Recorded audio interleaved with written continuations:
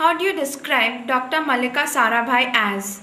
A dancer or a soloist, a performer or a writer, a choreographer or as a politician?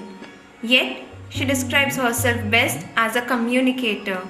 Dr. Mallika Sarabhai has more facets than a Rubik cube.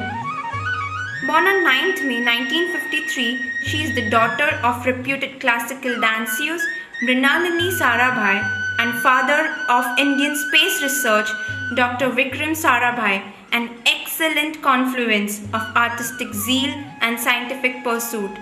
Being the daughter of such famous parents, were you ever under pressure to be an achiever? No, never, because in the household it was always, every achievement was a shared achievement. It was as though my parents would go and do something worthwhile and would get lauded for it, and they would come back and say, look, this is for us, or look, this is for you.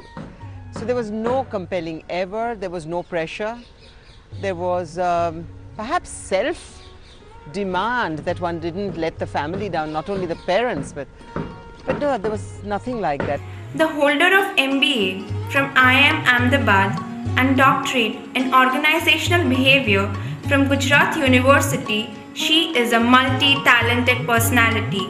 She has proved her work in all streams, then be it editing, anchoring, filmmaking, dancing, and many, many more. She delighted at millions of Indians from the small screen, daring them with Made Surja Taro Maro, and she has wowed audiences from all 6 continents with her performance as Draupadi. She has bagged many awards, including the very prestigious French Palme d'Or, Best Woman of the Year 2003 and Padma Bhushan 2010. Dr. Mallika Sarabhai also wrote the script of the play Unsuni based on Harsh Mandar's book Unheard Voices. Playing roles as diverse as mother and choreographer and pursuing her eclectic interests like writing and social service, Dr. Mallika Sarabhai is known to always put her best foot forward. That is the legacy she bequeaths to posterity.